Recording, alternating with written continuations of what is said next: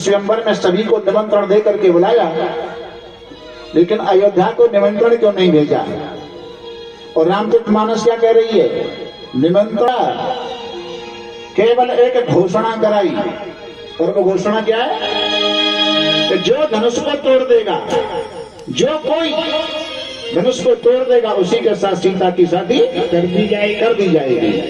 और इस आदेश घोषणा को सुनकर के दीप दीप के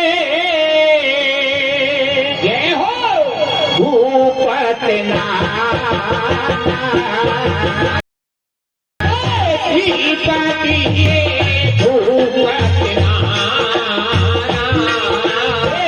आए सुने हमें जो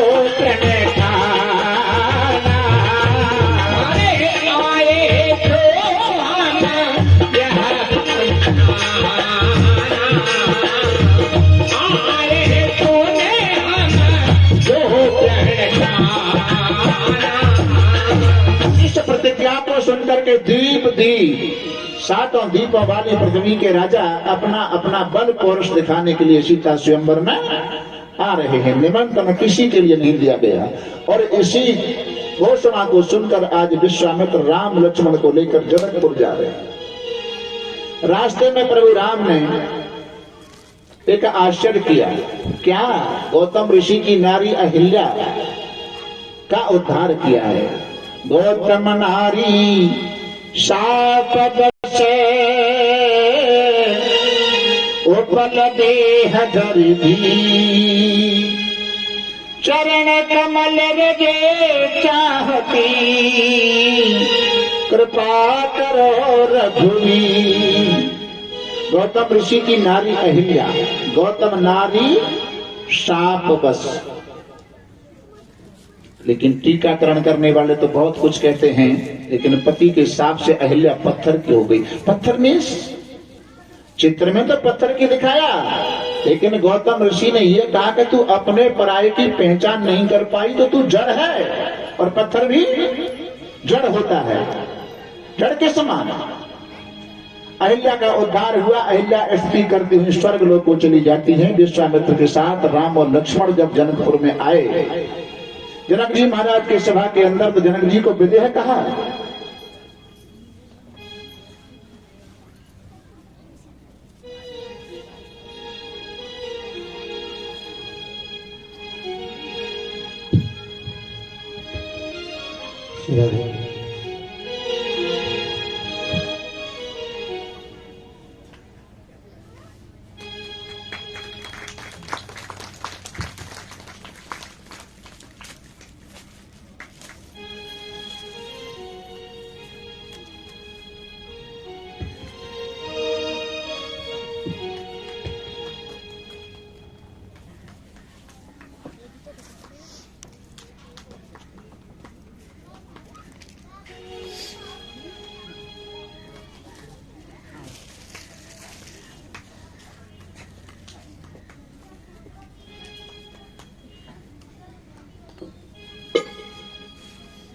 निराकार और साकार, जनक जी ने फैसला कर दिया है। आकर्षण कौन से में जाता है? जनक जी को विदेह कहा गया है, और विदेह उन्हें कहते हैं जिन्हें अपने शरीर का विभान नहीं होता, न हो। लेकिन जब राम और लक्ष्मण को विश्वामित्र के साथ देखा, देखते नहीं अधिक अनुरागा पर बस ब्रह्म सुखाए मन त्याग। बार बार नेत्र बंद करें और फिर नेत्र खोलें तो टकटकी लगा करके राम और लक्ष्मण को देखते हैं। मूरत मधुरे मनोहर देखी भयो विदेह विदेह विषय। अब उनका मन ब्रह्म समाधि में नहीं लगता है। हृदय के अंदर निराकार ब्रह्म का आनंद है, नेत्रों के अंदर सगुण साकार ब्रह्म का आनंद है। तो नेत्र के अंदर सगुण साकार का आनंद के सामने निर्गुण ब्रह्म का आनंद फीका फीका पड़ गया। विश्वामित्र जी के चरणों में गिर गए। महाराज जिन ब्रह्मा जी ने उस ब्रह्म के बारे में नेति नेति कहकर के निरूपण किया है, शायद वही ब्रह्म तो मूर्ति धारण करके मेरे आंगन में तो नहीं आ गया। बैर धारण करके आज उनको कहां पर बिठाया? गुरुदेव के साथ में। सब मंचन ते मंचे सुंदर बिशद विशाल, मन समेत दो बंद तबे बैठा रे मैं। जनक जी ने ऐसा नहीं कि जो राजा आ गया हो तब कुर्सी डाली हो, सबके बैठने के लिए नियत स्थान पहले ही तैयार कर दिए हैं। तो विश्वामित्र राम लक्ष्मण से पहले और भी राजा आए होंगे, कुछ बाद में भी आए होंगे, लेकिन नंबर कहां लिया तीनों का? सब मंचन पे मंच एक सुंदर विशाल, सबसे ऊंचे आसन पर बिठाया। और जिस धनुष की प्रतिज्ञा की है उस धनुष को ला करके स्थापित किया गया। तो वो धनुष का परिमाप क्या है? लंबाई चौड़ाई वजन कितना है, कितना भारी है? भागवत में परिमाप दिया है। यो लो कबीर समतौ धनुरे समग्रम, सीता स्वयंवर गृहे कृषितोपनीतम। इतना भारी धनुष है कि उसको 300 महारथी तो उठा करके लाए हैं। 300 महारथी। अच्छा, महारथी कौन थे कहता है? छुआ हुआ तो कहते हैं। तो महाभारत के समय, युद्ध के समय 4 प्रकार के योद्धा थे वहां। अर्धरथी, रथी, महारथी, अतरथी। अर्धरथी योद्धा वो होता है जो एक साथ में 500 व्यक्ति से युद्ध करे। अर्धरथी है, 500 से लड़ ले। और रथी वो होता है जो एक साथ में 1000 व्यक्ति से युद्ध करे। महारथी वो होता है जो एक साथ में 10,000 व्यक्ति से युद्ध करे। एको 10 सहस्राणी बोधयस्त धन्वनाम शस्त्र शास्त्र प्रवीणस्य महारथी इति स्मृतः। एको 10 सहस्राणी, एक बार में 10,000 व्यक्ति से युद्ध करे उसको महारथी कहते हैं। और अतरथी 10,000 से ऊपर चाहे विश्व की सेना एक बार में आ जाए, उससे अकेला लड़ ले, उसको अतरथी कहते हैं। ऐसे 4 अतरथी बताते इस महाभारत के समय। कौन कौन? बाबा भीष्म, गुरु द्रोण, कर्ण और अर्जुन। कौरवों के पक्ष में 3 अतरथी होता है। पांडवों के पक्ष में अकेले अर्जुन है। अगर कृपा ठाकुर की नहीं होती तो पांडव युद्ध को जीतने वाले नहीं थे। महारथी दुर्योधन, दुशासन, भीमसेन, जिनके अंदर 10-10 हजार हाथी का बल, वो 300 है। और यहाँ क्या कह रहे? भूप सहस्त्र 10 एक 12। अब एक बात बताओ कि एक बार में 10,000 राजा उठाए हुए लगे हों तो किलोमीटर में लंबाई जाएगी। लंबाई किलोमीटर में जाएगी ना? तो 1/12 का अर्थ यहाँ एक गिनती से यहाँ भी नहीं है, पूरे दिन का अर्थ है। 12 माने दिन, 7 दिनों में से कोई भी 12 हो सकता है। एक दिन में 10,000 राजाओं ने प्रयास किया होगा। लगे उठावन टरहिन तारा। तो शंकर जी का धनुष है और उसमें ये वरदान प्राप्त है कि कोई जो धनुष को तोड़ देगा उसी के साथ सीता की शादी कर दी जाएगी। तो रावण, रावणासुर ऐसे ऐसे योद्धा धनुष को नहीं तोड़ पाए।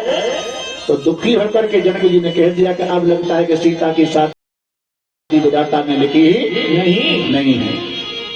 अब जन को मां खे भगवान, अब जन को मां खे भगवान, अब जन को मां खे भगवान, अब जन को मां खे भगवान। रही में महीने जाने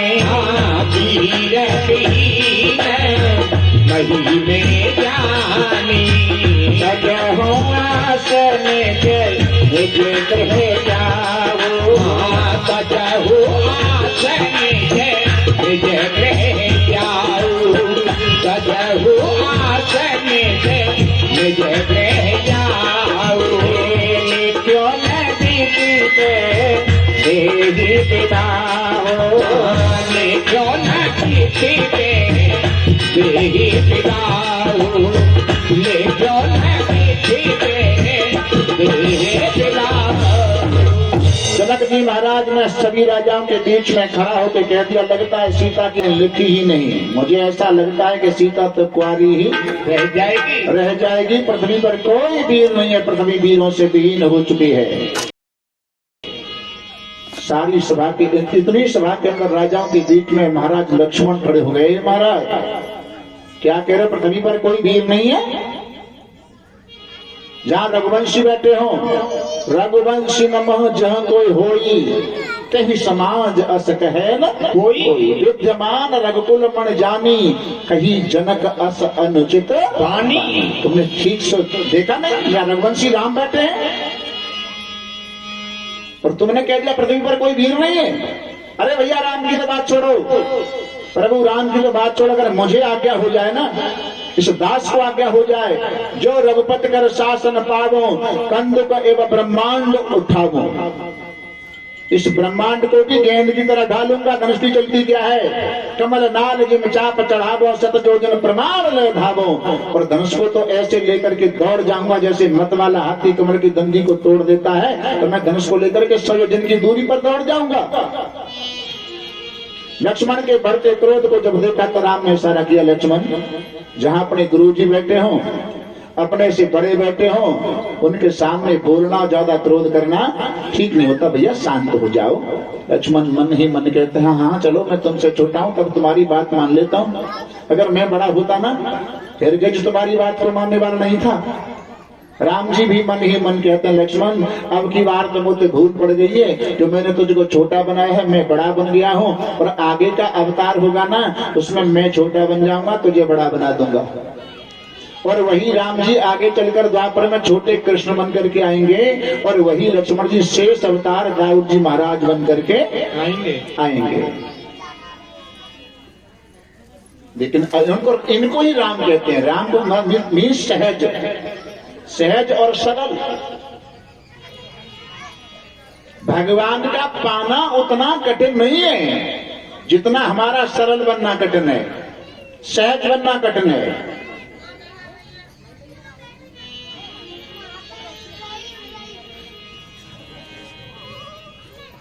आज विश्वामित्र जी समय पहचान कर,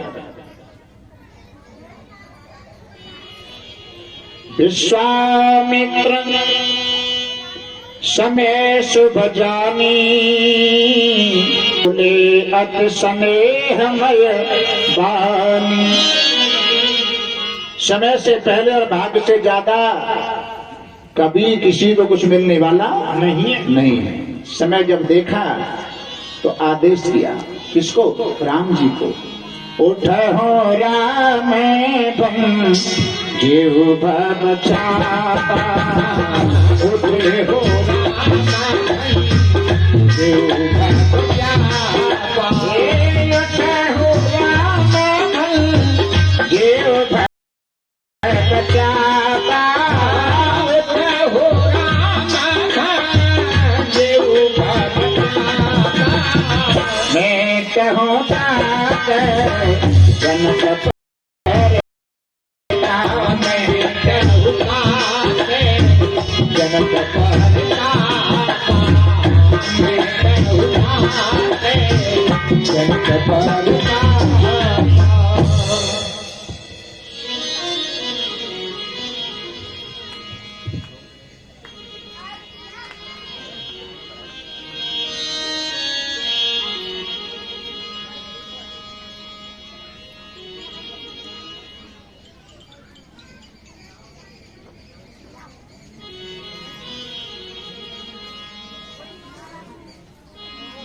आज गुरुदेव ने आज्ञा दी और आज्ञा नहीं मिली, तब तक राम जी खड़े नहीं, और आज्ञा मिल गई तो सहजन चले सकल जग स्वामी मनहु मंजर कुंजर दामी। सहजन चले, सहज भाव से खड़े होकर राजाओं के मध्य में जब खड़े होकर चलते हैं, राम के अनुयायी राजा, सीता की सहेलियां, मां सुनैना, वो सब अपने अपने में मन में भाव बनाते हैं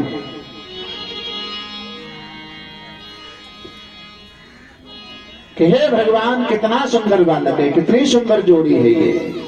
अगर ये बालक है गणेश भगवान, है हनुमान जी महाराज, है शंकर भगवान, ये बालक अगर धनुष को तोड़ दे तो सीता की और इनकी कितनी सुंदर जोड़ी रहेगी, सुंदर जोड़ी रहेगी। सीता की सहेली भाग बना रही, उन्हीं के बीच में एक बूढ़ी मैया बैठी, और बूढ़ी मैया ने सुना तो बूढ़ी मैया बोली भी यूं बताए जी, किशोर बालक धन से तोड़ दे तो जाए सीता मिलेगी, सीता राम मिलेगो, फिर तू कहा मिलेगो, सो झगड़ा रही है। तो उन्हें कहा मिलेगो, और बहना होए इनकी ससुराल जब होए इनकी ससुराल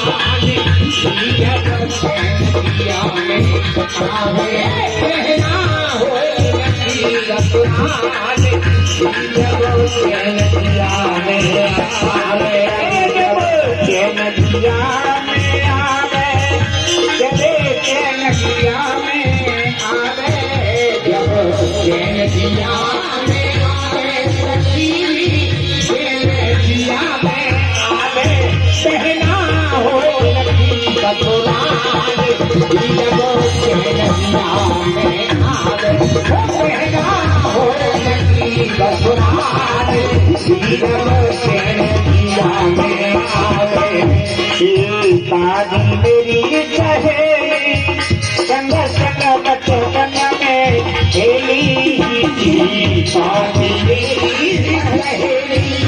संग बचपन में खेली, मेरी सहेली संग संग बचपन में खेली, गाय सुभर मिले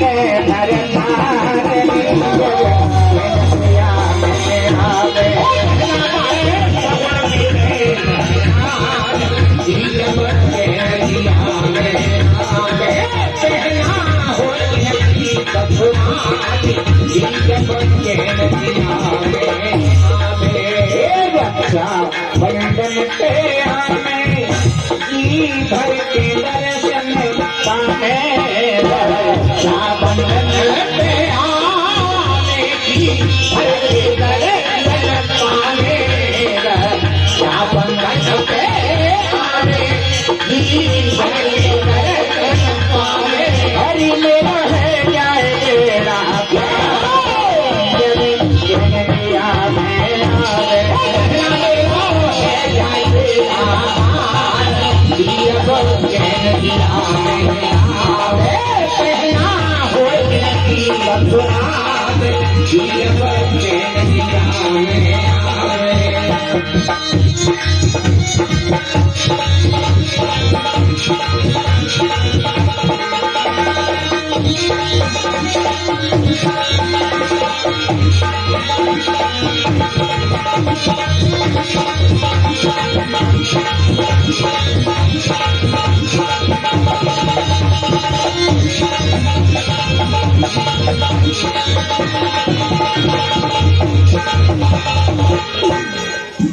वृंदावन बिहारी लाल की जय।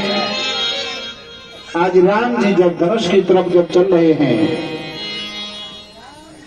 राम के प्रेमी जो राजा हैं लक्ष्मण जी महाराज, सब अपने अपने देवी देवताओं को मनाते हैं।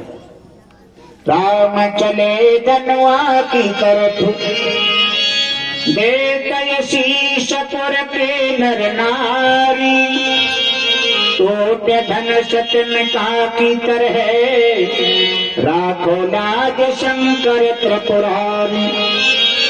लक्ष्मण ने आदेश दियो अब सजग हो रक्षक अवतारी कह देव गरुड़ गजेंद्रन से आज टूटे गोधन ससुता नारी। जय हो। लक्ष्मण दिग्पालों से कहते हैं दिग्पालों सावधान हो जाओ, प्रभु राम धनुष को तोड़ने जा रहे हैं, भूचाल नहीं आ जाए। और राम जी पग पग पर मर्यादा निभाते हैं।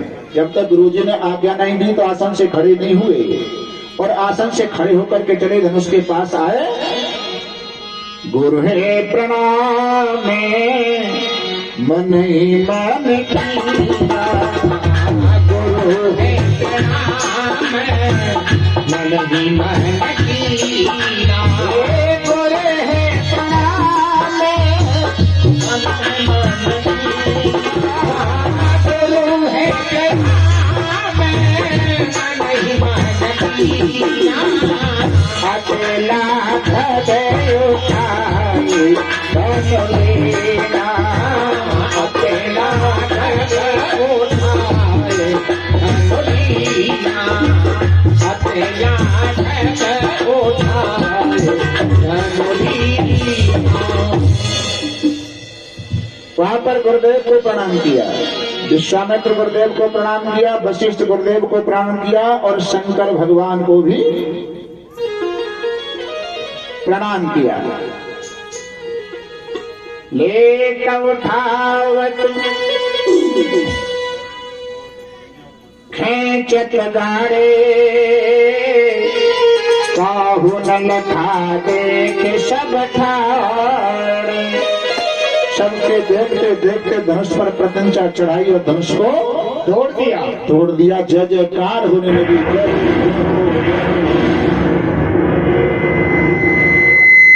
धनुष के टूटते ही सीता जी अपनी वरमाला लेकर के आती हैं और धनुष को तोड़कर राम जी अपने आसन पर विराजमान हो गए। माला को लेकर सीता जमीन पर खड़ी है, राम जी आसन पर बैठे हैं। आखिर राम के गले में माला डले कैसे? जब देर हुई तो सीता जी के मन में भाव आया, चलो इस आसन के ऊपर चढ़ करके माला डाल देती हूँ। लेकिन माला डालने का जैसे भाव आया तो सीता जी को ज्ञान हुआ, यहाँ दोनों पक्ष के गुरुदेव बैठे हैं, मेरे माता पिता बैठे हैं, अन्य राजा बैठे हैं, वो क्या कहेंगे ये कैसी सीता है, ये तो पहले ही दिन अपने पति के आसन पर चढ़ गई। राम जी ने देखा कि सीता जी परेशान हो रही है तो मैं अपनी गर्दन को नीचे झुका दूं। तो राम जी को भी ज्ञान हुआ कि इस दुनिया के लोग क्या कहेंगे, ये कैसे राम, ये तो पहले ही दिन सीता जी ने कहा जी गुड मॉर्निंग कर रहे हैं। माला किसी कारणवश नहीं डल पाई तो अब की बार लक्ष्मण की तरफ इशारा सीता जी ने किया, लक्ष्मण मेरे और प्रभु के बीच में आप ही मध्यस्थ बन जाओ, मेरी माला को तुम डलवा दो। लक्ष्मण जी ने कहा पहले क्यों नहीं गई, अरे हम तो शेष के अवतार हैं, पृथ्वी को ऊपर कर देंगे। और पृथ्वी को शेष के अवतार लक्ष्मण जी ने ऊपर किया तो आसन की भी दूरी फिर भी उतनी ही रही क्योंकि आसन भी पृथ्वी के ऊपर था। अब की बार लक्ष्मण जी ने सारा किया। सीता जी से कहा देखो अब मैं प्रभु राम के चरणों में साष्टांग दंडवत प्रणाम करूंगा और जब प्रभु मेरे सर के ऊपर हाथ रखकर आशीर्वाद देने के लिए झुके तो तुम चूक मत जाना, अपनी माला को डाल देना। लक्ष्मण जी ने प्रणाम किया, राम जी आशीर्वाद देने के लिए झुके, सीता मैया को अवसर मिला और अपनी माला को उनके गले में डाल दिया। बोले सीताराम भगवान की। जनकपुर में जनक जी महाराज के यहाँ सीता राम का मिलन है, प्रकृति पुरुष का मिलन। गीता में भगवान कहते हैं प्रकृति कर्माणि क्रियमाणान सर्वशः तथात्मानम अकर्तारम केवलम तुह्य पश्यति। संसार का समस्त कार्य होता है तो उस प्रकृति के द्वारा ही होता है, अकर्ता आत्मा को तो लोग वैसे ही आरोपित करते हैं। लेकिन जड़ प्रकृति चेतन पुरुष के सानिध्य मात्र से, जड़ प्रकृति चेतन पुरुष के सानिध्य मात्र से चेतनवत प्रतीत होती है और जड़ प्रकृति के सानिध्य मात्र से अकर्ता पुरुष कर्तावत प्रतीत होता है। अध्यात्म रामायण पृष्ठ 23। हनुमान जी से सीता जी कहती हैं, हनुमान तुम मुझे मूल प्रकृति जानो, मां विद्धिम प्रकृतिम सर्ग स्थित कारिणी, तस्य सन्निध मात्रेण सृजामीद तमंद्रता। संसार का समस्त कार्य होता है वो मुझ प्रकृति के द्वारा ही होता है। तो जनकपुर में सीता राम का मिलन है, प्रकृति पुरुष का मिलन।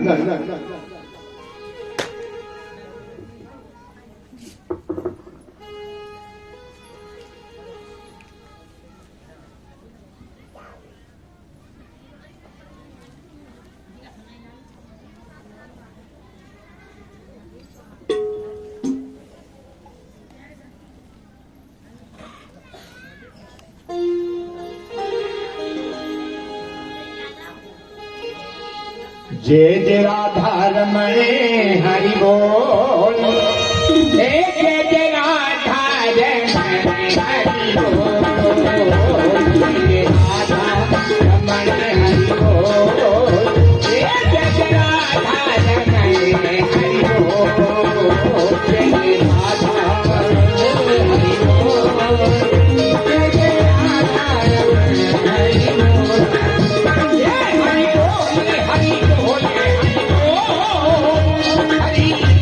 हरि बोल।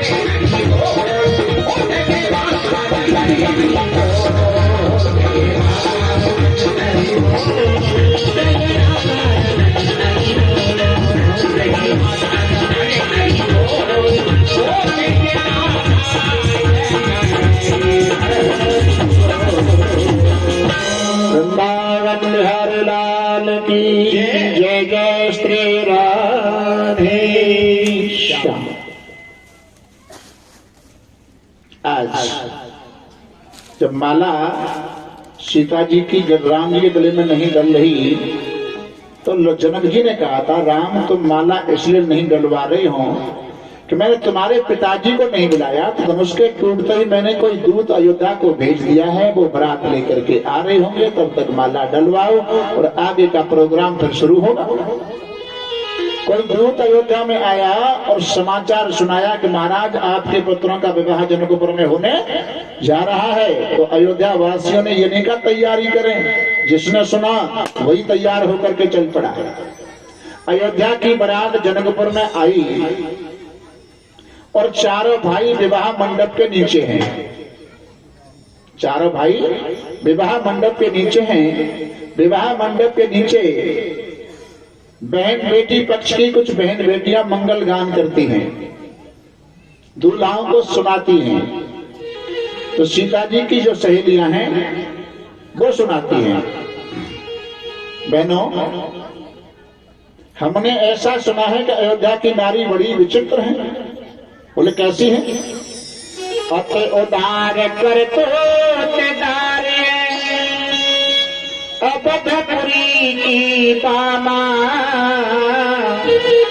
खीर खाए सुत पैदा करती पत संग नहीं कछु कामा। हमने ये सुना है कि अयोध्या की नारी बड़ी विचित्र हैं, वो तो खीर खा खा के ही बालक पैदा कर लेते हैं। अन्य भाई तो सहन कर गए, लेकिन लक्ष्मण जी से सहन नहीं हुआ और कहने गए कम से कम भैया हमारे यहाँ अपने पेट में 9 महीने धारण तो करती है, हमने सुना है कि तुम्हारे यहाँ क्या होता है। जवाब सुनो। को नहीं जन में मात पिता बिन और लिखी वेद की रीति, तुम्हारे तो ये महते उपजे हमारे नाय ऐसी। हमने ये सुना है कि अयोध्या में लड़कियां बहन बेटियां जमीन से निकलती हैं, दोनों तरफ से मंगल गान होते हैं, चारों भाई विवाह मंडप के नीचे हैं, चारों की शादी होती है। राम की शादी सीता के साथ, लक्ष्मण की शादी उर्मिला के साथ, भरत की शादी मांडवी के साथ और शत्रुघ्न की शादी स्तुतकीर्ति के साथ। ये उर्मिला और सीता ये तो जनक जी की बेटियां हैं, और जनक जी के एक भाई और हैं कुशध्वज, उनकी 2 बेटियां हैं मांडवी और स्तुतकीर्ति। तो अब जनरल नॉलेज के सवाल में आपसे ये पूछ लिया जाए कि सीता जी के पिताजी का नाम क्या था, तो 100% का जवाब आवेगा जनक जी महाराज। लेकिन ये जवाब 100% सही नहीं है, 100% सही नहीं है। क्यों? जनक नाम उनका है जो जनकपुर की गद्दी पर बैठते हैं। प्रधानमंत्री का नाम प्रधानमंत्री नहीं है, प्रधानमंत्री उनके पद का नाम है। तो जनक जी भी उनके पद का नाम है जनक। तो नाम क्या था? बोले उनका नाम था शीरध्वज महाराज, हिरण्य रोमा के पुत्र हैं। लाल सिंदूर लेकर के प्रभु राम सीता जी की मांग भरना शुरू करते हैं। अरुण पराग जलज भर नीके शशिह लोभ अहिभूर अमीके। राम का रंग सांवला है, राम की भुजा इस प्रकार सुशोभित होती है मानो कोई सर्प अमृत के लिए लालायित हो रहा हो। सीता जी का मुखारविंद चंद्रमा के समान है। और ये खड़े कहां? चारों भाई कहां हैं? बोले सुनैना के यहाँ। सीता जी की मां का नाम है सुनैना।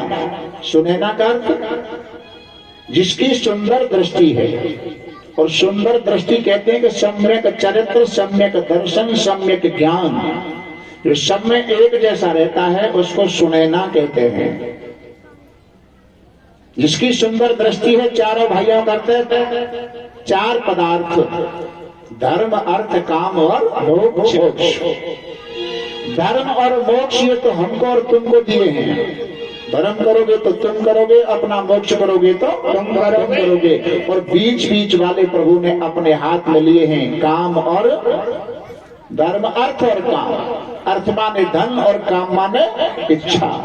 दैव इच्छा प्रवर्तते मनो इच्छा नास्ते। ईश्वर की इच्छाओं का, ईश्वर की इच्छा प्रबल है, मन की इच्छाओं का नाश होता है। कहते हैं जनकपुर की बारात और समधि शब्द भी यहीं से आरंभ हुआ है। सकल भांत समसाज समाजू सम समधि हम देखे आजू। समान जिनकी समान बुद्धि है, सम्मा ने बराबर, धीमा ने बुद्धि, समस्या से धी से समधि, दोनों का भाव ऐसा मिल गया। काफी लंबे समय तक अयोध्या की बारात जनकपुर में रुकी और समय आने पर दशरथ जी महाराज जनक जी से कहते हैं हमारी बारात को विदा करो, हम अपने अयोध्यापुरी को जाएंगे। बारात को तो विदा किया, लेकिन बेटी विदाई का नंबर जब आया, जिस पालकी में बैठकर सीता जी अयोध्या को जा रही हैं, विद्याराज जनक जी महाराज ने पालकी को अज्ञानी पुरुषों की तरह पकड़ लिया। फूट फूट करके रोते हैं। सिरही बिलो की धीरता भावी, सिरही बिलो की धीरता भावी, सिरही बिलो के धीरता भावी, सिरही बिलो की धीरता भावी, रहे हो कहाँ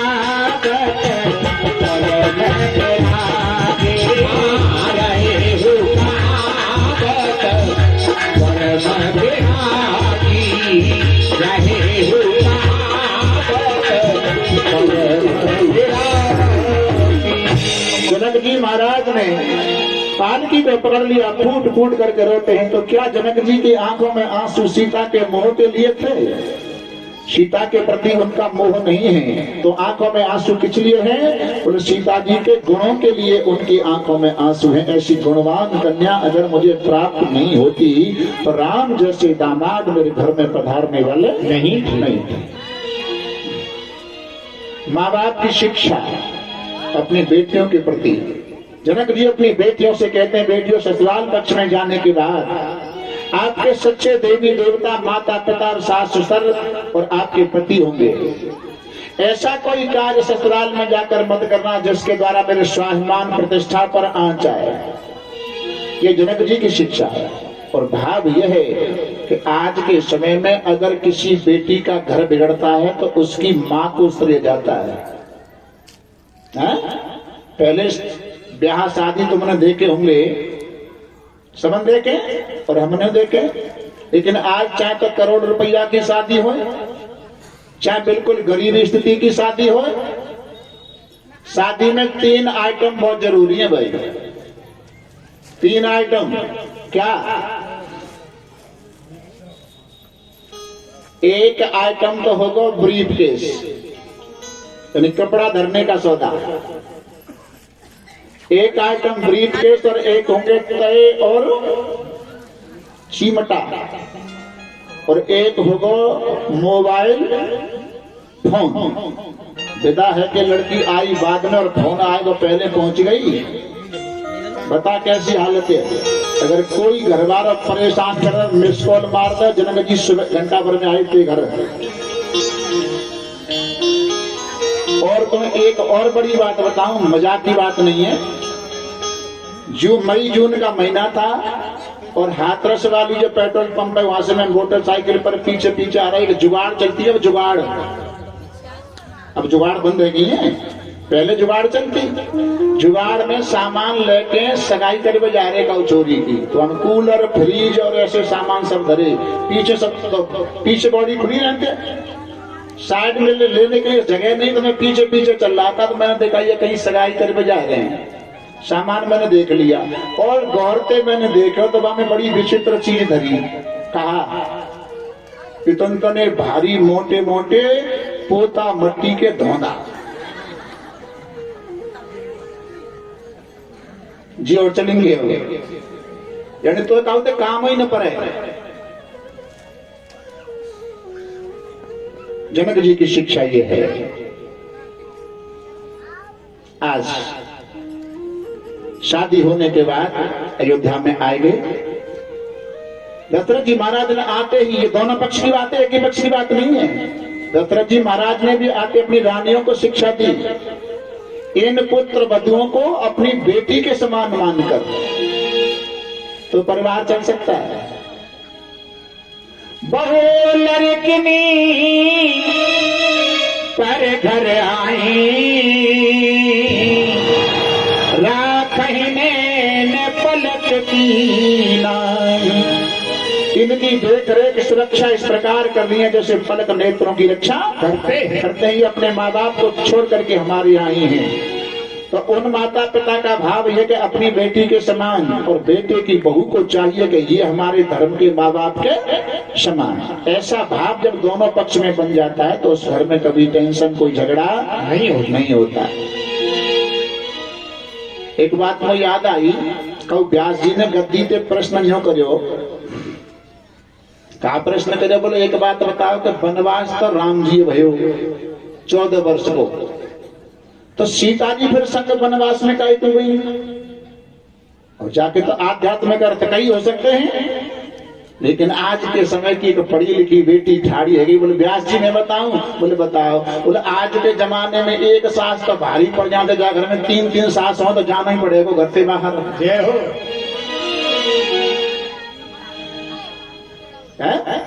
ये भाव नहीं। संस्कार यानी 50 वर्ष के बाद में आध्यात्मिक बात है। 50 वर्ष के बाद में गिनती कौन सी आती है? 51। 51 एकांत मन, एकांत में वन माने अलग, एकांत वासा। और 50 के बाद में 51 जब लग जाए तो 3 चीज विशेष है, नौन, मौन और कौन। विशेष ध्यान रहा। ऑपरेटर कहां गो? अच्छा, आज मैंने कल रात कही, मैंने कहा भाई हमारी कथा है 11:30 बजे चालू करवा दे हो। बोलो बिल्कुल पक्की लो। मैंने की परीक्षा चाहे भले ही 2 बजे नाम है, बालक तैयार है जा तो बालक तैयार है, और कथा समय पर चालू है गई। समय पर चालू है गई, हम तैयार बैठे, तब तक भोजन की थाली पहुंच गई। मैंने की टाइम तो ही होगी चाहे कछु है जाए भोजन की। हमारे कृपाल जी और राम बाबू जी यहाँ आगे पांडाल, अब भोजन कर रहे बैठ गए। अब्बा ने कहा करे वो चले भोजन तो नहीं तुम्हें दर्शन करवा में। तो बूढ़ो गुरु दुनिया मांगता, नौन के दोना लेके बैठे को, दका दक नौन, दका दक नौन, दका दक नौन। पागल पर 50 बना भो भाई, बात तो ध्यान रखना ही है। 50 के बाद में जैसो मिल जाए जैसो है। जीव को टेस्ट मत ले, घर को टेस्ट खराब है जागो। घर के काम करने वाले अगर खा गए हैं तो तू तो कुछ करता भी नहीं भाई, कर ले। नौन मौन 50 वर्ष की उम्र अगर हैजा झांक जाए तो फिर कौमाम पहुंच जा।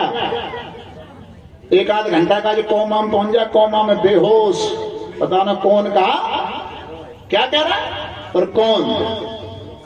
पड़ोस में किसी से काम हमें भी पड़ सकता है, पड़ोसी को हमसे भी पड़ सकता है, तो उससे ये ज्यादा जानकारी मत लो कि ये कौन है और क्या। बहू बेटा जिन्हें दे दिया है वो सब अपना संभालेंगे। 51 के बाद में 8 वर्ष तक छूट है, गिनती आती है पर 58 के बाद में आएगी 59। 59 उनसे 8 वर्ष में अगर जीवन को सुधार नहीं करो, जीवन नहीं संभालो तो 59 में गिनती करी जाएगी। 59 जिनमें यमराज के दूत मुदगरों से मार लगाते हैं। और एक बार दुनिया में गलती करने के बाद भले ही कह सकते हो कान पढ़ लो, सॉरी साहब भूल हो गई, माफ हो गई, लेकिन यमराज के यहाँ कोई सॉरी सुनने वाला नहीं है, कोई सॉरी नहीं सुन सकता। जो हो गया वो तो करना भुगतना पड़ेगा। और गलती हो गई तो फिर आगे चालू हो जाओ। पर 68 के बाद में आएगी 69। मानव जीवन का जो फर्ज बताया है उसको पूरा करके तू हो जा 69। अपने फर्ज से 69 हो जा। वृंदावन बिहारी लाल की जय।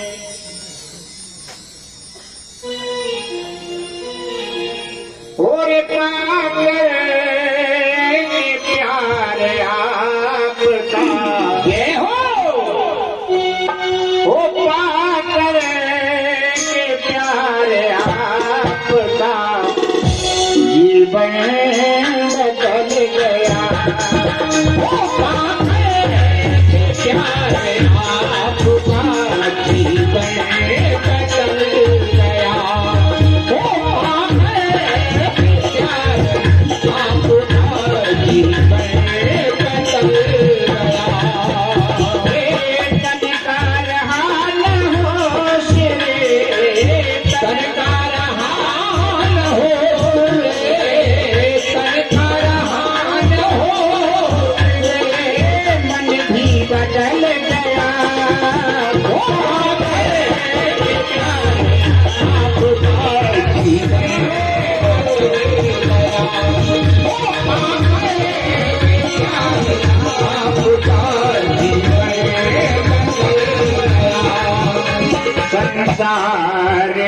हवाएं मुझको तपा रही, संसार की हवाएं मुझको तपा रही, संसार की हवाएं मुझको तपा रही।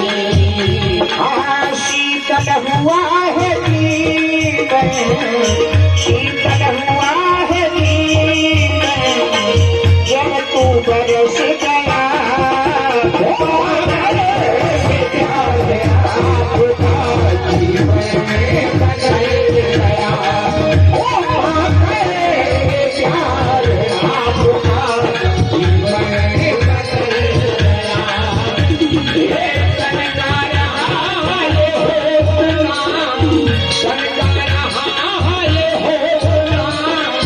मन भी बदल गया।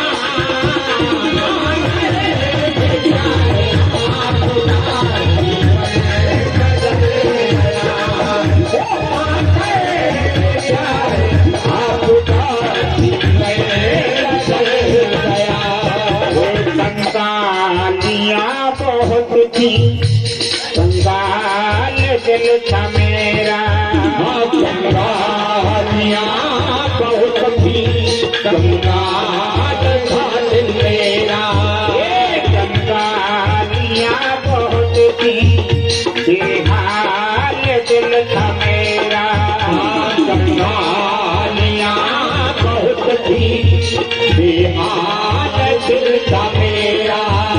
ये दौलत मिली है प्यार की, दौलत मिली है प्यार की, धनवान बन गया।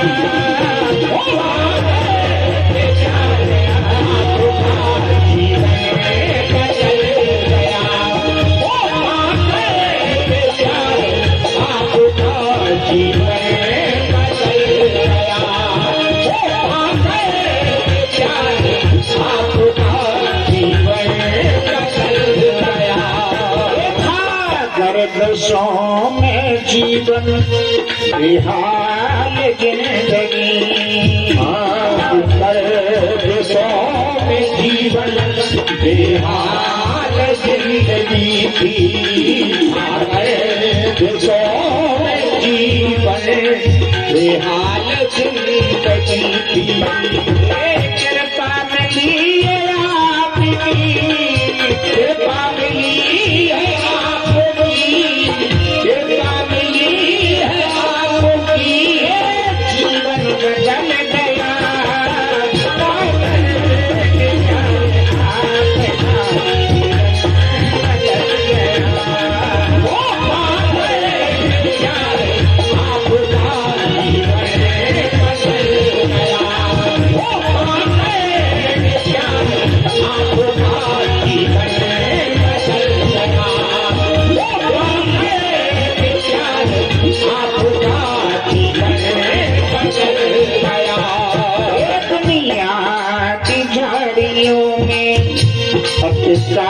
है मेरा दामन, दुनिया की झाड़ियों में कटता है मेरा दामन, दुनिया की झाड़ियों में कटता है मेरा दामन।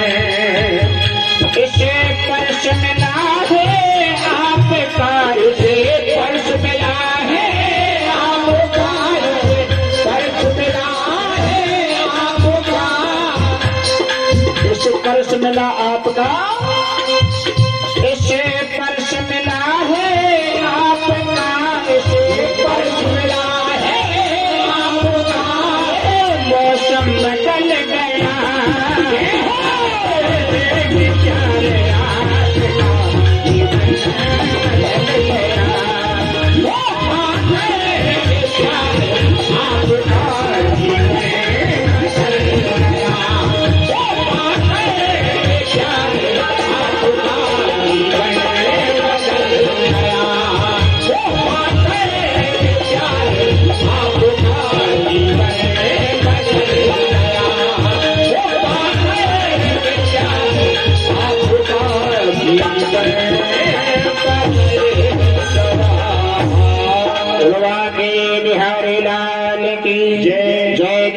श्री राधे श्याम।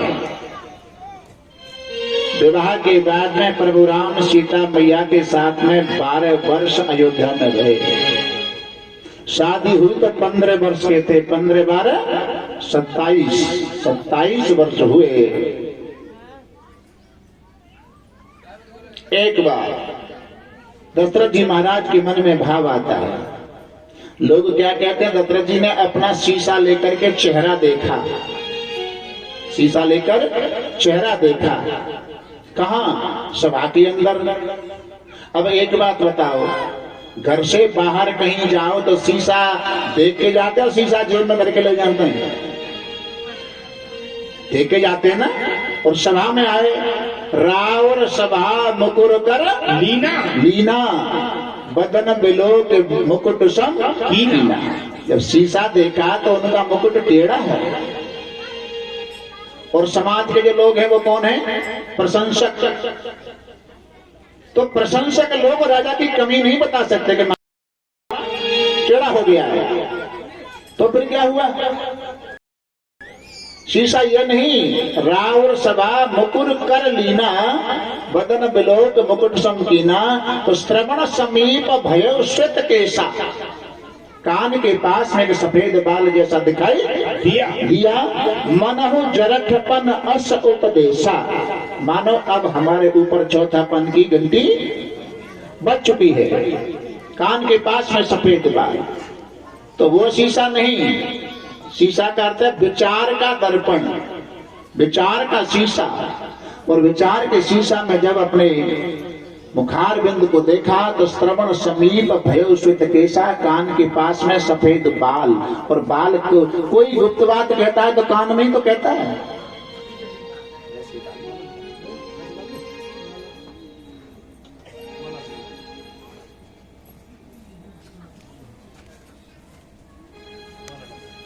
कान में बाल कहते हैं। राजन, हमारा भी जन्म आपके साथ ही हुआ है।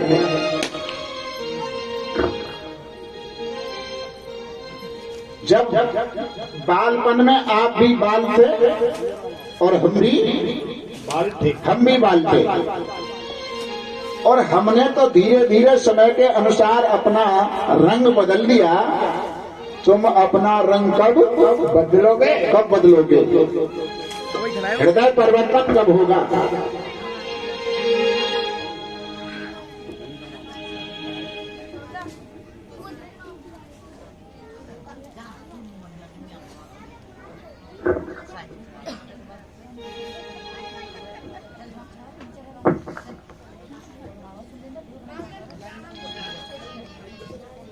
वशिष्ठ जी महाराज से दशरथ जी कहते हैं, महाराज मेरा चौथापन आने को हो गया, क्यों न बड़े पुत्र राम को राज्याभिषेक करके मैं जंगल को भजन करने चला जाऊं। राम के राज तिलक का शुभ लगन मुहूर्त निकालो।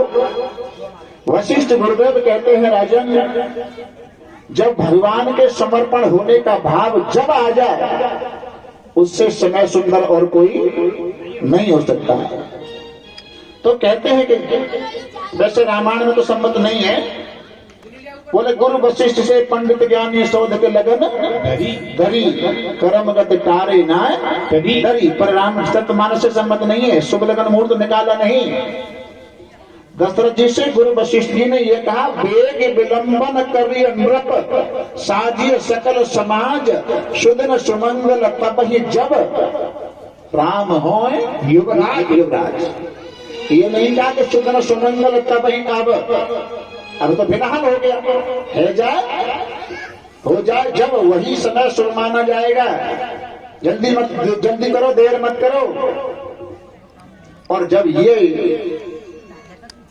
केकई की रानी हुआ, लेकिन यहाँ एक भाव और है। हमारे विद्वान लोग दूर दूर से आए हैं, वो जानते हैं कि राम के वन भेजने में केकई को श्रेय दिया जाता है। लेकिन एक संत कहते हैं कि जितना राम को केकई चाहती उतना कौशल्या नहीं चाहती थी। राम जी ने केकई से वनवास मांगा। राय तिलक की खुशी में अयोध्या को दुल्हन की तरह सजवाया गया। महीनों पहले तैयारियां की गई, लेकिन तिलक से पहले राम जी के कई माँ के महल में रात को गए और कहा, माँ मैं तुमसे कुछ, इसको इस भाव को एकनाथ संत बता रहे हैं। एकनाथ जी संत जो हुए जिन्होंने रामायण के ऊपर भाव लिखे वो बता रहे हैं, मैं तुमसे कुछ मांगने आया हूँ। के कई नहीं समझ पाई क्या मांगने, यानी कि राय तिलक का होने जा रहा है, इसके उपलक्ष्य में कुछ मांगने आए होंगे। 3 बार कहलवाया, माँ जो मांगू वही दोगी? बोले हाँ दूंगी। तो राम जी ने फिर मांग लिया, तुम मुझे 14 वर्ष का वनवासी बना दो। यहाँ एक भाव और आया है, एक बार तीनों रानियां, गुरु वशिष्ठ जी, दशरथ जी महाराज, तो गुरु वशिष्ठ और दशरथ जी आपस में चर्चा कर रहे थे, गुप्त चर्चा कर रहे थे। और चर्चा में वशिष्ठ गुरुदेव ने दशरथ जी से कहा कि राजन, आपका जो बड़ा बालक है ना, ये कोई साधारण बालक नहीं है, ये साक्षात परमात्मा है। 3 रानियों में से केकई ने इस बात को सुन लिया कि बड़ा बालक जो राम है वो साक्षात परमात्मा है। अब केकई को होश आया कि जब राम जी परमात्मा ही है तो क्रिया क्या होगी? जो राम चाहते हैं वही होगा। राम की न चाहे सोए होई करहि अन्यथा असनय कोई। जब राम जी की इच्छा यही है तो फिर मैं काहे को पर इंटरफेयर करूं? भले ही बुराई मिला, लेकिन एक काम में वो करूंगी जिसमें राम प्रसन्न रहे, मुझे भले ही बुराई मिले। और केकई की तो बेचारी वो जब तक धरती रहेगी तब तक बुराई ही बुराई मिलेगी, बुराई ही बुराई मिलेगी।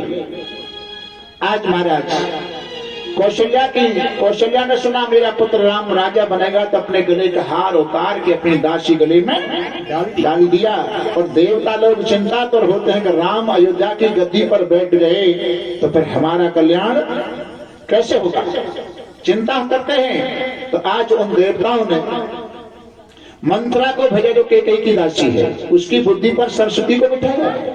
नाम मंत्रा मंद मत चेरी केकई केरे, अजस पिटारी ताहे कर गई गिरा मत फेरे। वो केकई के पास आई और ये प्रसंग जब आता है तो यहाँ तक तो अभी केकई के ऊपर मंत्रा का कोई प्रभाव नहीं पड़ा। और एक बार तो केकई ने मंत्रा को देखकर ये कह दिया कि तू ऐसा क्यों नहीं कहोगी, क्योंकि ऐसे स्वभाव वाले जो लोग होते हैं ना, काने खोरे कुंवरे कुटिल कुचाली जान तिय विशेष पुण्य शेर कहे भरत मात मुस्कान। तू ऐसा क्यों नहीं कहेंगे? ये तो इन लोगों का स्वभाव है। राम तो मुझे बहुत प्रिय हैं, और अब की बार तूने आगे कुछ कहा ना, फिर जीव निकलवा लूंगी। मंत्रा शांत हो गई, लेकिन एक बार शांत होते समय यह कहेगी कि मैं तो आपके हित के लिए कह रही थी, अगर आपको अपना हित अच्छा नहीं लगता आगे बोलूंगी नहीं। अब हित की बात जहां आई तो अब केकई ने बोलना शुरू कर दिया। हित क्या है मेरा, ये बता हित क्या है? बोला हित यह है कि कौशल्या पटरानी बनेंगी और तुम दासी हो जाओगी, मेरी जगह पर हो जाओगी, क्योंकि राजा उनके पक्ष में है, उनके बेटे को राज्यपद दे रहे हैं। अब मंत्र अपना काम करके केकई के पास से चली जाती है और केकई कोप भवन में अमंगल वेश में फटे पुराने वस्त्र पहनकर महाराज दशरथ को मालूम हुआ। सांझ समय सानंद नृप गया केकई गेह भवन निठुरता गवन किया जन धर देह शनेह। केकई के महलों में दशरथ जी इस प्रकार सुशोभित होते हैं जैसे उपमा दी है कि निष्ठुरता के पास में मानो प्रेम साक्षात शरीर धारण करके खड़ा हो। वार्तारी केकई महाराज कहते हैं राम का राय तिलक होने वाला है, तुमने कैसे वेशभूषा बना रखी है, सुंदर सुंदर वस्त्र आभूषण सज करके तैयार हो जाओ। और तुम जानती हो तुम्हारा जो चंद्रमा जैसा मुखार बंधा ना, वो मैंने मन रूपी चकोर के लिए, जैसे चकोर चंद्रमा को देखता है इस प्रकार का। सुनो महाराज, मेरे 2 वरदान आपके पास में धरोहर के रूप में है, आज मौका आ गया है, मैं उनको मांगना चाहती हूँ। महाराज भी नहीं जान पाए 2 वरदान कौन कौन से मांगना चाहती हो। पहले धरोहर के रूप में रखे हैं 2 वरदान हैं, सुनहु प्राण प्रिय भावत जी का और देह एक बर भरत टीका। मेरे पुत्र भरत को अयोध्या का राज्य, ये तो बिना किसी निवेदन के, बिना किसी आरजू के मांग लिया है। और दूसरा वरदान तो मैं आपसे हाथ जोड़ करके निवेदन करके मांग रही हूं। दूसरा वर मांगो कर जोरी, पूर्वहु नाथ मनोरथ मोरी। मेरी इच्छा आप जरूर पूरी करोगे। क्या? तापस बेश विशेष उदासी, तापस बेश विशेष उदासी, तापस बेश विशेष उदासी, तापस बेश विशेष उदासी, चौदह बरस हम बनवासे, चौदह बरस हम बनवासी, चौदह बरस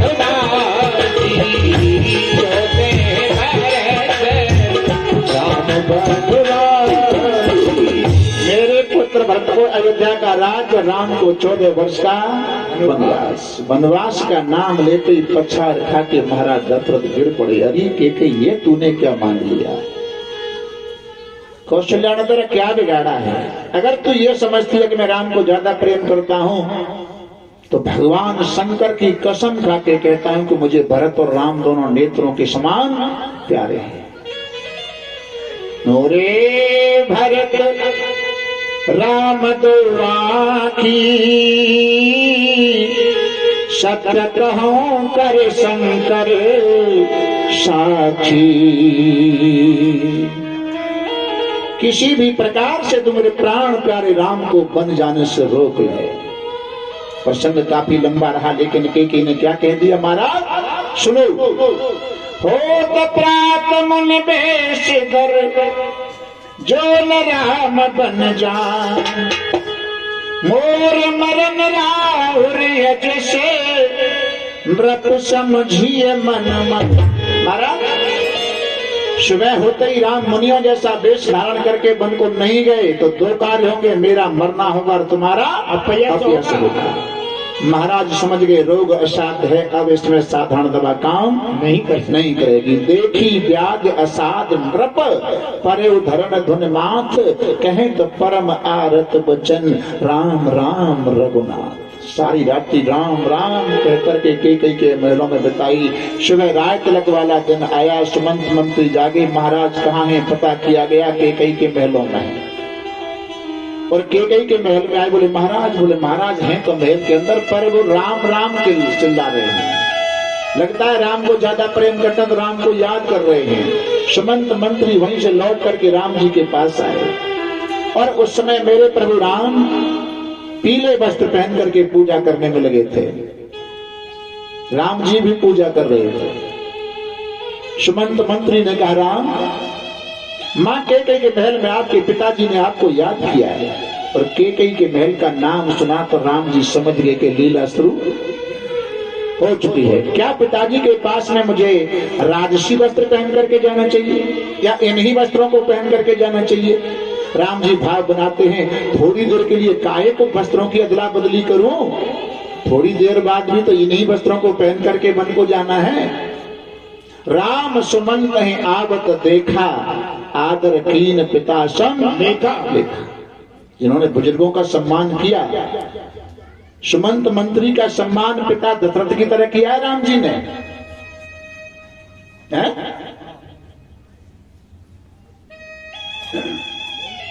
हमारे रामचरितमानस में एक है सुमंत, एक है जामवंत और एक है माल्यवंत। माल्यवंत तो रावण के मंत्री हैं। जामवंत राम जी की सेना के अध्यक्ष हैं। जामवंत का सम्मान हनुमान जी ने किया। जामवंत में पूछो, आगे कथा आएगी लेकिन यहां बता रहा हूं, जामवंत में पूछो तोरी और उचित सिखावन दी जैसे मोही मोही। जामवंत मंत्री अति बूढ़ा, अति बूढ़े से हनुमान जी कहते हैं मुझे वो शिक्षा दो, उचित शिक्षा दो, मुझे क्या करना चाहिए। पूछ रहे हैं, वरीयता दे रहे हैं अपने बुजुर्गों को। सुमंत को राम वरीयता दे रहे हैं, पिता की तरह सम्मान कर रहे हैं। और माल्यवंत का रावण ने अपमान किया। माल्यवंत अति जरठ निशाचर, रावण मात पिता मंत्री बर। रावण का मंत्री भी है और माँ का पिता है। रावण की माँ का पिता है तो रिश्ते में क्या लगेगा? नाना।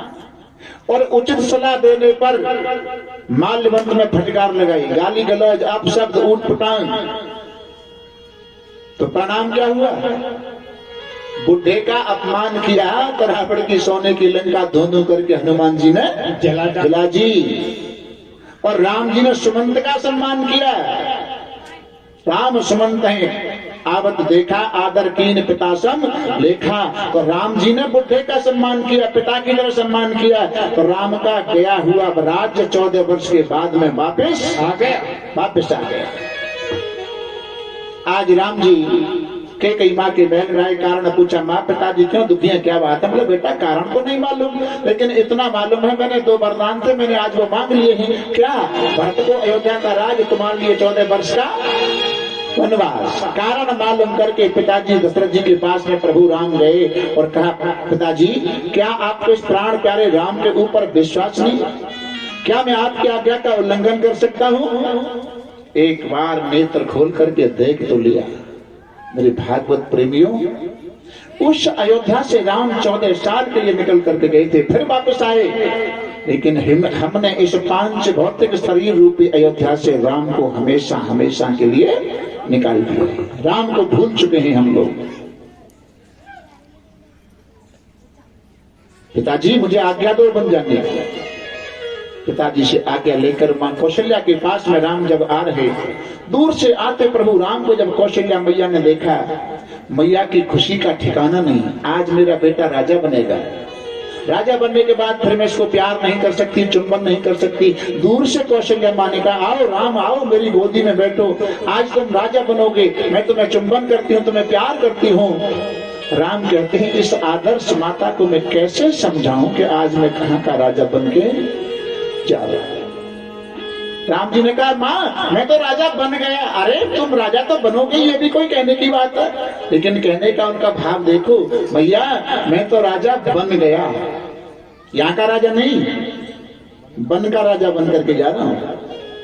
मैंने पिताजी से कहा, पिताजी हमारा राज्य कोई छोटा मोटा राज्य नहीं है, इसलिए आप ऐसा करो, भैया को तो अयोध्या का राजा बना दो और मुझे वन का राजा बना दो। तो पिताजी ने मुझे 14 वर्ष का वनवास दिया है। पिताजी का नाम सुनते ही कौशल्या ने कहा, नहीं, क्योंकि पुत्र के ऊपर पिता से ज्यादा माँ का अधिकार होता है। मैं कहती हूँ तुम अयोध्या में रहो। राम जी ने तुरंत कहा, अकेले पिताजी की आज्ञा नहीं है, उनके साथ मेरी माँ केकई का भी तो आदेश है। और केकई का नाम सुनते ही चौपाई के भाव को कौशल्या ने बदल दिया।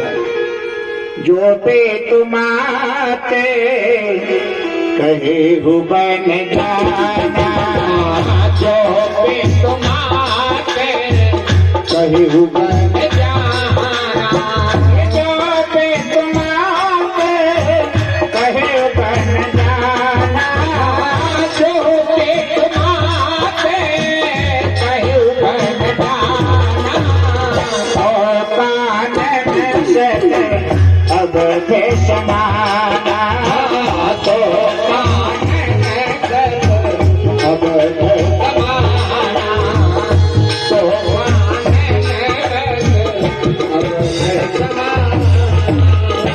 कौशल्या जी कहती है, अगर तुम्हारे पिताजी के साथ तुम्हारी माँ केकई का भी आदेश है तो मैं कहती हूँ, राम तुम वन को जाओ और वो वनवास आपके लिए सैकड़ों अयोध्याओं के समान हो। कौशल्या वो है जो परिवार का बंटवारा नहीं होने दे हैं? और केकई के अर्थ 2 हैं कि पति से कर्कश वाणी से बोलो और परिवार का विभाजन करा दे। अगर ऐसा न होता तो जब से लेकर आज तक जितने पांचांग बने हैं, उस पांचांग में कौशल्या का की राशि पर कौशल्या नाम हो सकता है, सा की राशि पर सुमित्रा नाम हो सकता है, लेकिन केकई नाम किसी का पांचांग में आज तक निकला नहीं होगा। आज मैया से आज्ञा मांग रहे हैं प्रभु राम, मैया तुम मुझे बन जाने की आज्ञा दो। तो कौशल्या क्या कर रही है? राम जी के मुखार बिंद को दोनों हाथों से पकड़कर बार बार चुंबन करती हैं। राम जी आज्ञा मांग रहे, रघुकुल तिलक जोर गौहाता मुदित मात पदनायो माथा। मैया ने आज्ञा दी राम जी को बन जाने की, तो जगत जननी पराम्बा सीता मां, यही मैं कह रहा था 23 पृष्ठ का अध्यात्म रामायण का जो श्लोक है उसके लिए कहा है कि सीता जी हनुमान से कहते हैं कि समस्त कार्य जो हुआ है वो मेरे द्वारा हुआ है, राम तो अकर्ता है, मैं आपके साथ चलूंगी महाराज।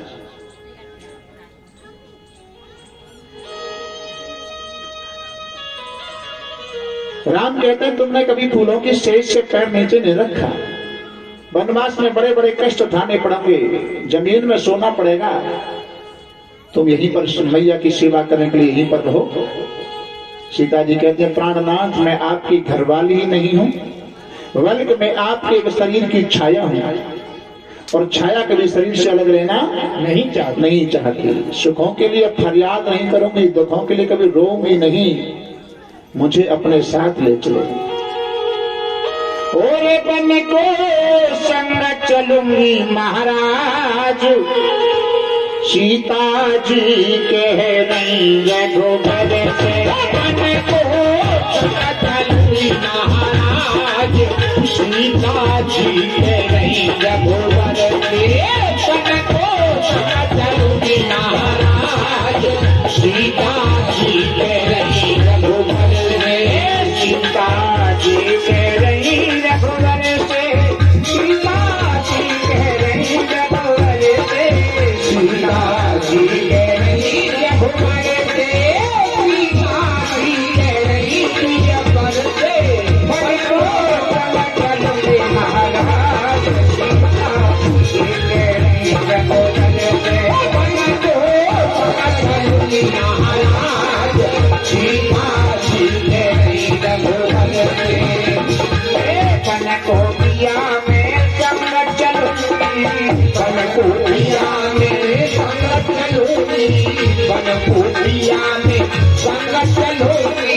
चरण कमल की सेवा करूंगी, चरण कमल की सेवा करूंगी, चरण कमल की सेवा करूंगी। अरे मैं चाहिए अब तकोरा,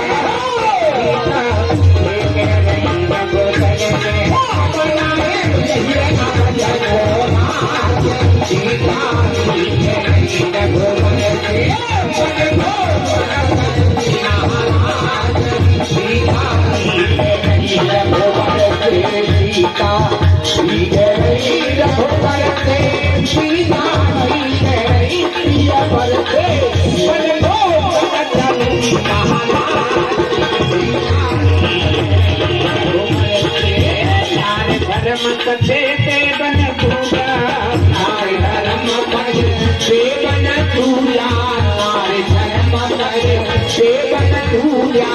तीनों के पीछे करूं प्यारी पूजा, करूं प्यारी पूजा, तीनों के पीछे करूं प्यारी पूजा, करूं प्यारी पूजा। अब मेरे खुल जाएंगे भागे,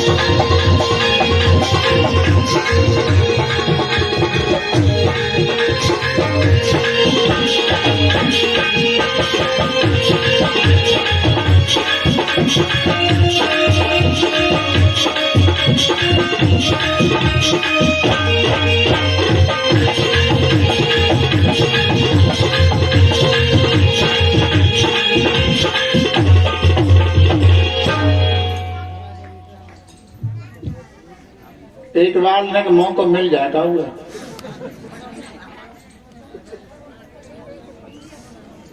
हमारे केसरगढ़ी से राम स्वरूप जी सूबेदार जी स्वागत में आए। आप सभी ने दर्शन किया और आपका दर्शन उन्होंने किया, लेकिन कान में जो कह रहे कि बंधौर हिंदी तो कैसा लग रहा है? मुझे तो ऐसा लग रहा कौन शायद तेरा ठेकने कारण ना कुछ हो।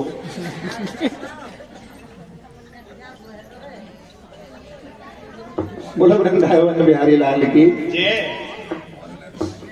मैंने कल कहा था ना, मुझे कल लगता है कि लोग ज्यादा आएंगे तो 2-4 मिनट तो इधर उधर हो ही जाती हैं, है ना, अपने उसी प्रसंग पर आ जाते हैं। इतने में लक्ष्मण जी महाराज प्रभु राम के पास आए। प्रभु मैं भी आपके साथ चलूंगा।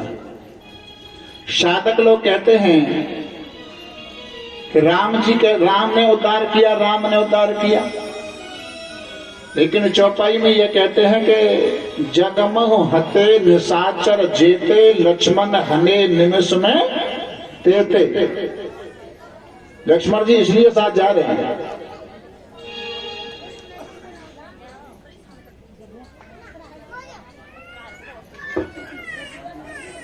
राम जी कहते हैं अपनी मां सुमित्रा से आज्ञा मांग करके आओ। सुमित्रा के पास में लक्ष्मण जी गए और अपना भाव प्रकट किया, मां मेरे प्रभु राम सीता मैया वन को जा रहे हैं, मैं भी वन को उनके साथ जाना चाहता हूं। विश्वास नहीं करोगे, सुमित्रा ने ये कहा, फिर मुझे पूछने क्यों आए हो? अरे मैं तुम्हें एक जन्म देने वाली मां हूं। आपके असली मां और बाप तो राम और सीता है। लेकिन लक्ष्मण तुम जा क्यों रहे हो?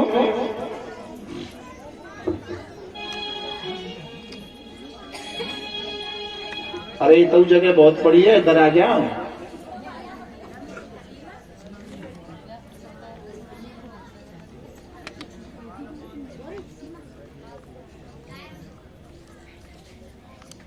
देखो राजा से गेल बंद है, बैठ जाओ, जहां जगह मिले वहीं बैठ जाओ।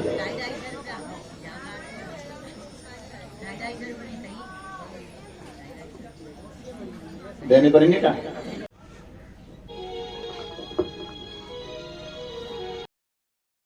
गोविंद भगवान की जय। यज्ञ रक्षा हो जाती है। आगे की कथा में जनकपुर में सीता जी के स्वयंवर की तैयारियां चल रही।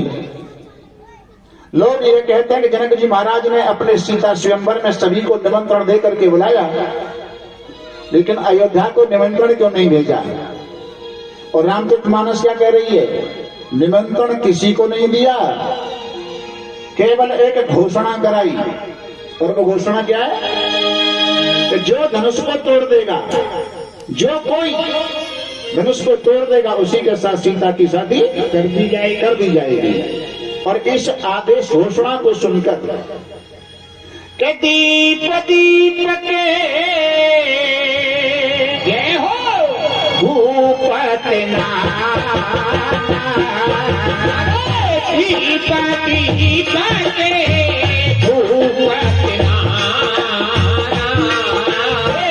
आए सुने हमें जो प्रण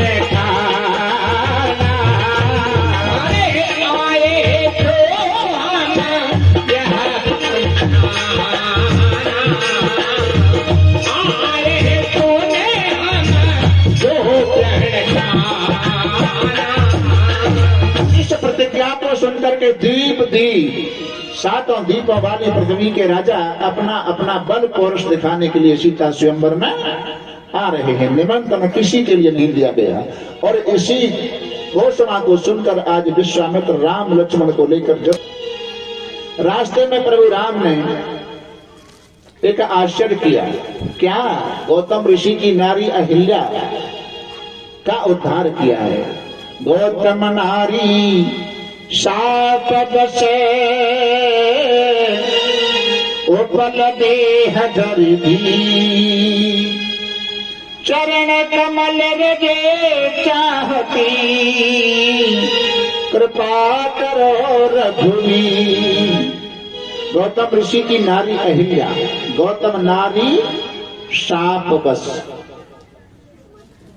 लेकिन टीकाकरण करने वाले तो बहुत कुछ कहते हैं, लेकिन पति के शाप से अहिल्या पत्थर की हो गई। पत्थर में चित्र में तो पत्थर की दिखाया, लेकिन गौतम ऋषि ने यह कहा कि तू अपने पराये की पहचान नहीं कर पाई तो तू जड़ है, और पत्थर भी जड़ होता है, जड़ के समान। अहिल्या का उद्धार हुआ। अहिल्या स्तुति करती हुई स्वर्ग लोक को चली जाती है। विश्वामित्र के साथ राम और लक्ष्मण जब जनकपुर में आए, जनक जी महाराज के सभा के अंदर, तो जनक जी को विदेह कहा।